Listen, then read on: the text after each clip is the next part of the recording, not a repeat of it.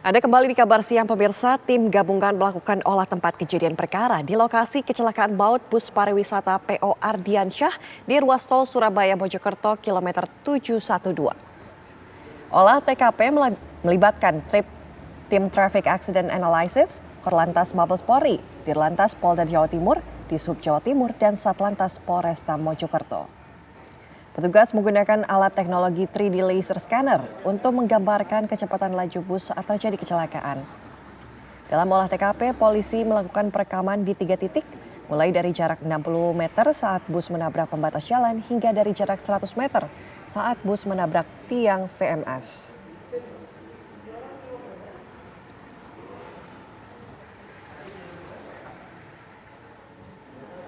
Pemirsa, 2 supir bus maut PO Ardiansyah menjalani pemeriksaan dan tes urin pasca terjadinya kecelakaan bus di tol Jombang-Surabaya kilometer 712. Supir utama Ahmad Ari Ardianto berhasil selamat dan hanya mengalami luka ringan karena saat kecelakaan sedang tidur di bus bagian belakang. Sedangkan bus dikemudikan supir cadangan Ade Firmansyah yang saat ini menjalani perawatan di Rumah Sakit Citra Medika Sidoarjo. Dari pemeriksaan polisi diketahui supir cadangan mengemudikan bus dari rest area Ngawi. Polisi melakukan pemeriksaan dan tes urin untuk dapat mengetahui pasti penyebab kecelakaan.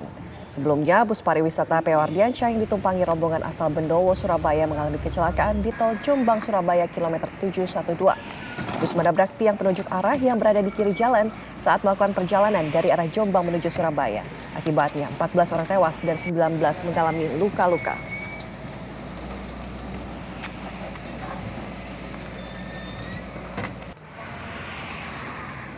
Kepolisian terus menyelidiki kasus kecelakaan maut bus pariwisata di tol Surabaya Mojokerto. Berdasarkan hasil pemeriksaan, supir mengaku dalam kondisi kelelahan dan mengantuk. Kapolda Jawa Timur Irjen Pol Niko Afinta mengatakan, akibat kelalaian yang menewaskan sedikitnya 14 orang itu, supir bus bernama Ade Firmansyah, warga Benowo, Surabaya berpotensi ditetapkan sebagai tersangka. Kepada polisi, pelaku mengaku bukanlah supir utama, melainkan hanya supir cadangan. Dari hasil pemeriksaan sementara, penyebab kecelakaan maut tersebut adalah karena faktor kelalaian manusia. Meski demikian, polisi masih mengumpulkan barang bukti, termasuk rekaman CCTV di lokasi kejadian. Kepada seluruh driver, supaya mereka mematuhi aturan lalu lintas. Yang kedua, apabila capek ataupun lelah, itu dapat berkomunikasi dengan manajernya. Supaya sopir atau driver yang tidak siap itu jangan membawa bis, bisa disiapkan nanti driver yang lainnya untuk mencegah hal seperti berikut. Dan kami pastikan yang bersangkutan juga mengakui sementara memang mengantuk, tapi akan kami dalami. Sang sopir berpotensi jadi tersangka ya?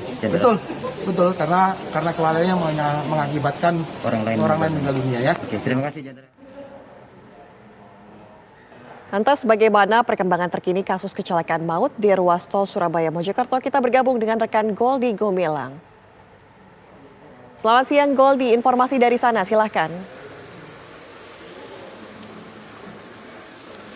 Baik Ana dan pemirsa, pada pagi tadi tepatnya pukul 8.30 olah TKP yang dilakukan oleh tim gabungan dari tim Traffic Analysis Accident dari Korlantas Mabes Polri dan juga Ditlantas Polda Jawa Timur serta Dinas Perhubungan Jawa Timur dan Satlantas Polresta Mojokerto telah usai pada pukul 8.30 tadi. Olah TKP dilaksanakan selama 45 menit mulai dari pukul 7.30 hingga pukul 7.45 hingga pukul 8.30. Dan pada pelaksanaan olah TKP tadi memang mendalami bagaimana kronologi kejadian kecelakaan yang menimpa bus Ardiansyah yang menewaskan belasan orang dan juga belasan lainnya luka-luka. Sementara itu, dalam proses olah TKP tadi dilakukan menggunakan alat 3D laser scanner untuk menentukan kecepatan dan juga kronologi sebelum, saat dan juga sesudah bus pariwisata Ardiansyah menabrak tiang VMS di pinggir jalan tol kilometer 712, tepatnya di tol Surabaya Mojokerto. Dan pada siang ini memang tim dari gabungan TAA tersebut berangkat menuju bangkai bus di daerah Pul Wika Surabaya untuk melakukan scanner lagi untuk menentukan hasil dari kronologi kejadian. Namun untuk hasilnya, menurut dari Dirlantas Polda Jawa Timur, Latif Usman, mengatakan bahwa nantinya untuk hasil akan diumumkan 2 hingga 3 hari ke depan. Sementara itu untuk pemeriksaan supir atas nama Ade Firmansyah telah dilaksanakan malam tadi dan pagi hari ini tadi kami mengonfirmasi dengan Dirlantas Polda Jawa Timur, Kombes Pol Latif Usman mengatakan bahwa ada indikasi kuat bahwa dari sopir cadangan ini menggunakan obat-obatan terlarang jenis amfetamin atau sejenis obat-obatan sabu-sabu. Selain itu namun memang masih dilakukan pendalaman untuk menentukan kapan dari Ade Firmansyah ini menggunakan obat-obatan tersebut. Untuk update dari korban yang selamat, yang saat ini masih dirawat di beberapa rumah sakit di wilayah Sidoarjo, Mojokerto, Gresik, dan juga Surabaya. Di Rumah Sakit Cita Medika Sidoarjo masih dirawat 6 pasien yang mengalami luka-luka berat yang sedang dirawat intensif. Dan pada siang tadi, Gubernur Jawa Timur Khofifah Indar Parawangsa meninjau di Rumah Sakit Citra Medika tersebut. Dan untuk di rumah sakit lainnya seperti RSUD Dr. Wahidin Mojokerto, masih ada satu pasien yang dirawat atas nama Febrian Indrawan berumur 18 tahun yang memang dari semalam masih dirawat di ruang ICU di rumah sakit tersebut. Sementara untuk update pemakaman, tepatnya pada malam tadi, terakhir pada pukul 19.00 waktu Indonesia Barat, seluruh dari korban jiwa yang berjumlah 13 orang dimakamkan di pemakaman umum Benowo, Surabaya. Dan untuk satu orang korban lainnya dimakamkan di kediamannya di Gresik. Jadi total ada 14 orang. Sementara untuk pasien selamat lainnya masih dirawat dan saat ini kami masih menggali informasi bagaimana kondisi dan juga situasi yang ada di rumah sakit.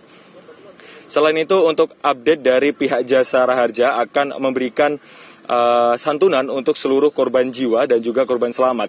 Dengan rincian untuk korban jiwa sendiri akan diberikan santunan sebesar 50 juta rupiah untuk setiap korban jiwa kepada ahli waris, dan untuk korban jiwa yang tidak memiliki ahli waris akan diberikan 4 juta rupiah. Sementara untuk korban selamat akan diberikan uang sebesar 20 juta rupiah untuk korban selamat. Dan jika kita kilas balik dari kejadian kemarin yang menimpa bus PO Ardiansyah yang terjadi pada pagi hari, tepatnya pukul 6.15, memang rombongan yang berjumlah 31 orang ini berangkat berwisata menuju dari Yogyakarta menuju ke Surabaya, dan naasnya memang pada pagi hari bus tersebut menabrak tiang VMS hingga menyebabkan belasan orang meninggal dan luka-luka. Sementara itu Ana yang dapat kami kabarkan dari Mojokerto, kembali ke Anda di studio.